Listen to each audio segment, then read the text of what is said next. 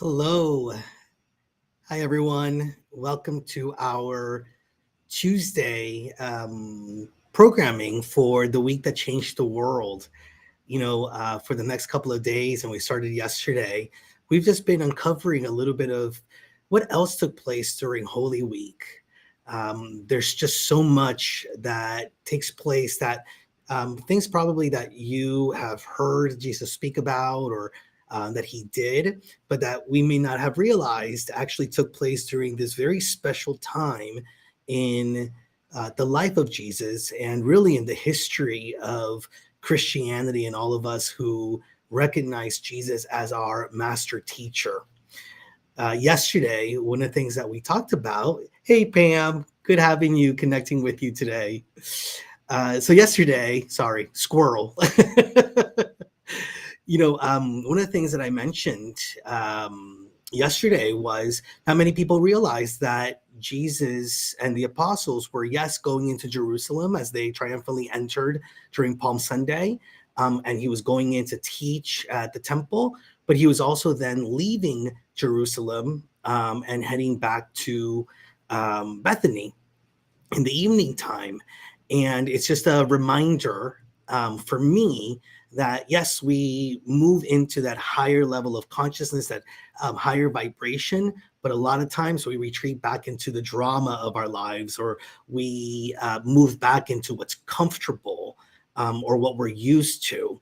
And so, how can we do the work to anchor ourselves in that higher consciousness, in that understanding of the guidance and the wisdom of our higher self, that connection with God, and stay there, right? So that we don't have to go back to, the busyness, to the effects of us feeling unworthy or separate from, disconnected from. And so I think that what Jesus moves into and what he teaches during this week is really setting us up for that deepened awareness of our truth. And through that, the resurrection of our lives into lives that are fully in alignment with spiritual principles. So yesterday, one of the things that we talked about was, walking the walk, not just talking about it, because of some of what was took place on the Monday.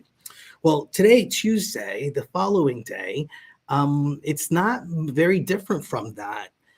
Jesus actually, with the apostles, goes through, and the apostles see the fig tree that we talked about yesterday, and mentioned how withered it is. And Jesus, basically talks about walking the walk again. And he also shares another story.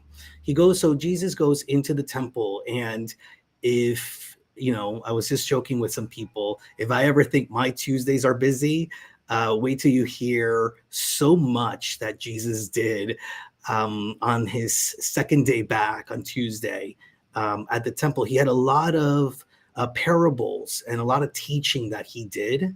And I think part of it may be the recognition that, time is of the essence, like right now, right here and right now is our opportunity to really claim our truth.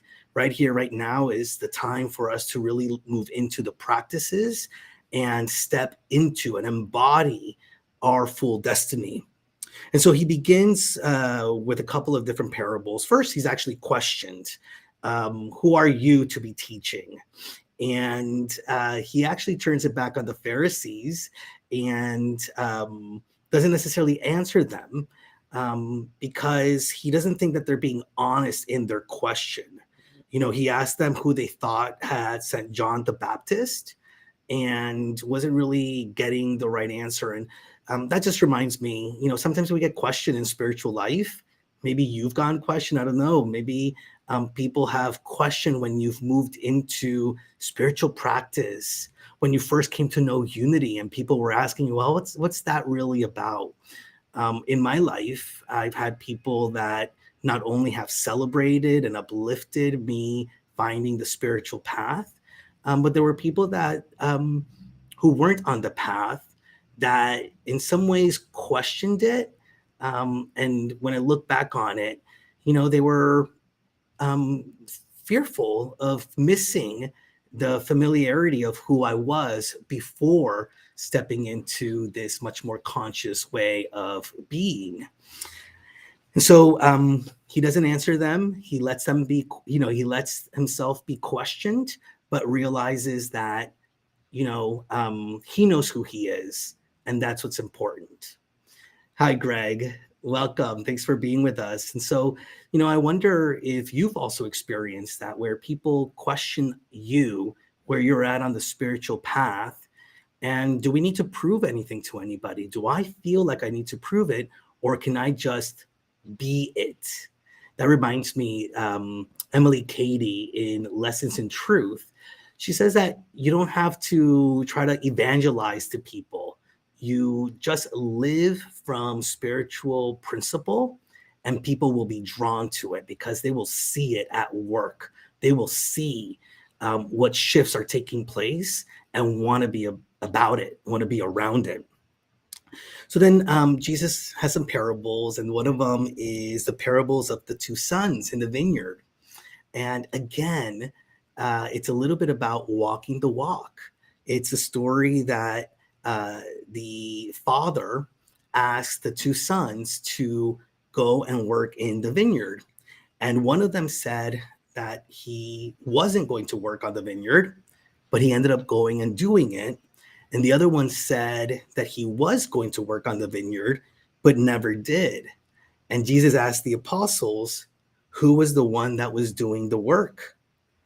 And he mentions that those that do not look like it, he goes on to say that it's been his experience that sometimes those that don't look like they should get spiritual principle and be on the spiritual path are the ones that have had the faith. He talks about it from the connection with John the Baptist, that John the Baptist, the Pharisees, those that were supposed to be spiritually enlightened and religious, that they didn't believe John the Baptist, but that it was those that have been othered, those that were ostracized, those that have been thought of as less than, that were able to really see and know who John the Baptist was.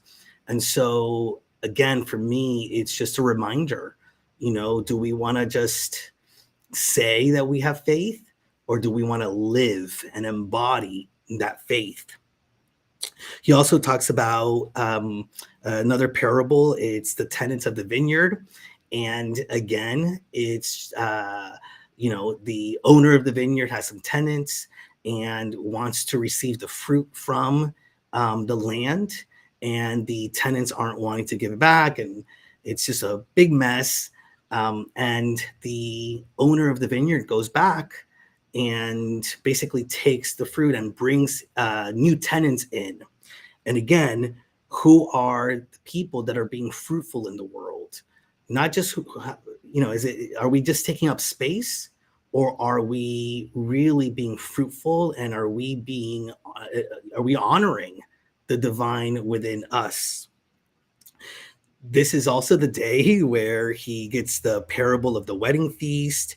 This is also the day that he gives the great commandment to love God with all our heart and to love each other and treat each other with love. This is also the day that he foretells the destruction of the temple, says that the temple will be destroyed, but will be brought together again. And that was a foreshadowing of his crucifixion, and the breaking down, but also of the resurrection and the bringing up again. There's a parable of the talents, the individual who gives three people some talents and tells them to hold on to it. And two of them go and invest and are able to multiply what they had been given. The other one, out of fear, just kind of hides it and hoards it. And they all bring it back. And the owner or the father says, those that went out and did something with it, this is what I gave you. And you did something with it. That is what is important. Don't hoard it. And so it's also a reminder, as we continue to think about how can I anchor myself in that consciousness of Jerusalem, we've been gifted so much. We are gifted with so much. We have talents, we have time, we have connection, we have that Christ presence and the Christ essence within us. And are we hoarding it? Are we not fully allowing ourselves to live it? Are we not allowing ourselves to share it? And when we share it, it gets multiplied. This is where Jesus also says that those that have will have more, and those that don't have will not have more. And the metaphysical understanding of that is just, if you are in the mindset of sharing, of generosity, of giving, you shall receive, and what we get out of it is multiplied, and we are doubly blessed through that. And then the final parable that he shares with the people at the temple is on the widow's offering. And it's the story that this widow who practically had nothing gave a couple of coins. And Jesus takes a look at that and says that what she gave, because she didn't have much, but she gave fully, was so much more than those that had so much but gave meagerly. And it's not about the amount that we give, it's the consciousness by which we give, right? So to know that as we allow ourselves, regardless of the situation, to be a blessing, to share of ourselves, that's what's important. So as I speak about this, I wonder also if one of the themes from today's lessons are, how are we of service to others and to humanity and to the divine within us? Maybe that's one of the ways in which we can fully integrate ourselves and embody the Christ nature, and through that, be at that higher level of awareness and consciousness. So, what do you all think about that? I mean, he had a busy, busy day. He shared all of these different parables and all of these different teachings. And then at nighttime, he went back with the apostles to Bethany to then come back the following day once again. Are there any of those parables that you might want to look further into? Uh, this is also the day I forgot to mention. It's also the day that he speaks about, give unto Caesar what is Caesar's and give to God what is God's. So there's just so many teachings that are available to us to truly live and move through this spiritual path. I know that the one that I'm taking into contemplation later today is the Great Commandment. Part of it was, again, Jesus being questioned, and not necessarily being questioned because people were really interested. He had that at the temple, and we have that around us, people that are really wanting to support us and lift us up and create the space for us to live into our highest self and our divine potential. But there's also people that will come along the way and be questioning us more to try to get us, right? And may not be as supportive of how we are continuing to move in our spiritual journey. And so he was questioned, and he answered, about the greatest commandment. And it wasn't about the old laws. It wasn't about, what had been said. It was about what was important in that moment.